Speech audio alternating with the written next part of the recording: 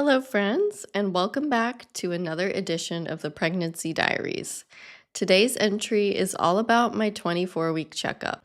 I won't lie, it got a little scary. I even waited to make this video until I had all the results come in. It's quite a story, but before I get into it, let's knock out those disclaimers and advertisements. As always, I'd like to remind you that nothing said here on this channel by me or any guest is meant to be taken as medical advice. All accounts and conclusions are personal, and you should always consult your own medical team when making decisions that impact your health. If you love my content and want more of it, be sure to follow me on Instagram at Lauren P. Clamp. You can also find me on my Substack Shwet if you prefer long-form written content. I'll link both of those in the description as always. You'll want to check them out for real-time pregnancy updates, musings on fine art, wellness tips, easy recipes, and much, much more. Okay, now back to the video. So, my 24-week checkup. It started out the way they all do. A nurse took my vitals and weight. I gave them a urine sample. I got to hear baby boy's heartbeat, and I met with a doctor. All was fine, and I was about to leave with nothing eventful when the doctor noticed my blood pressure. It was quite high, well within the range of preeclampsia. This discovery took the appointment in a whole new direction. I told the doctor I was experiencing high anxiety that morning, which was true. I can't exactly tell you why, but I was, and this isn't unusual for me. I don't like doctors, and I also have anxiety. Sometimes it flares up with a trigger, and other times it flares up mysteriously. The morning of this appointment was one such mystery. The doctor sent me back to the nurse to get another blood pressure reading to see if it was a fluke. I warned her that it would be high again because now I was feeling really nervous. Yes, I am one of those people who flips out at the slightest abnormality or issue during a doctor's appointment. I am who I am. In spite of the nurse being lovely and comforting, my blood pressure read super high again. I calmed myself slightly and said a prayer before she took it a third time. This time was better, but my doctor still wanted to do some labs on the spot to make sure. This terrified me, but I went to the lab and got some blood drawn. They also did a metabolic panel and protein count on my urine sample to gauge my kidney function. If I had preeclampsia, it would be impacting my kidney function apparently. Needless to say, I was a nervous wreck. My husband was thankfully with me at this appointment for support, and I was extra glad to have him there since things were going south. He asked the doctor an important question. I had done my morning workout before coming in, and he wondered if that could have spiked my blood pressure. The doctor said no to that and noted that exercise is recommended to women with high blood pressure during pregnancy because it helps lower it. Something interesting to keep in mind if you're dealing with anything like this. Anyway, my appointment was on July 3rd, meaning their office was going to be closed the next day for July 4th. I hoped my lab results would come back before the holiday weekend, and I obsessively checked the web portal for them for the rest of the day. My blood test results did come back that evening.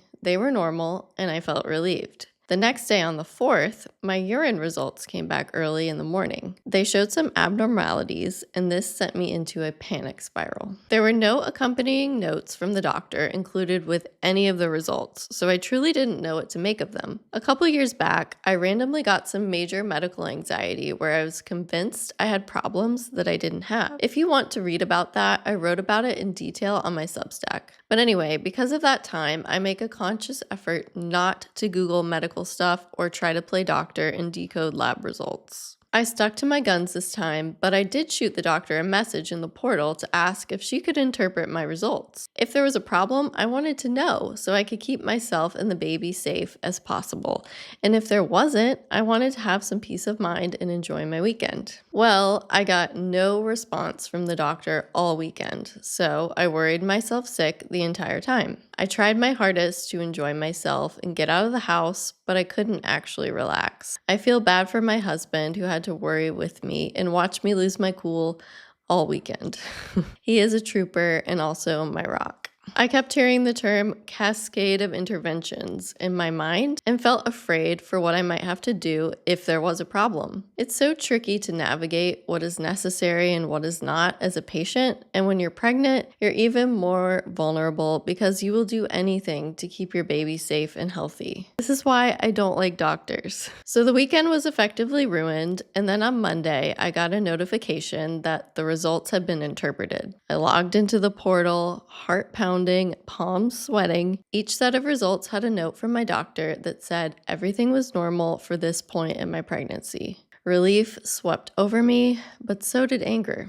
I waited days for this, and my doctor still hadn't ever answered my original message to her. These notes on my result were kind of a stock response, and I can't emphasize how grateful I am that everything was okay, but I'm still disappointed with how it was handled. When you're pregnant, your own health is no longer just about you. It's about your baby too, so I was doubly terrified that something was wrong with both of us. If I'd been preeclamptic, I would be at high risk for a lot of scary things that I wouldn't let myself Google, but did have some idea of. It was awful to wonder if that was actually happening to me, and I wish doctors would be more sensitive to their patients' concerns. I hope nothing like that has happened to you, but these things happen all the time in our medical system. I have experienced it numerous times before now, as have my friends and family members. It's a broken system that I try to circumvent as much as possible. Unfortunately, I feel it is essential to have a doctor for emergencies and special circumstances such as pregnancy. I just wish it could all go a bit more smoothly.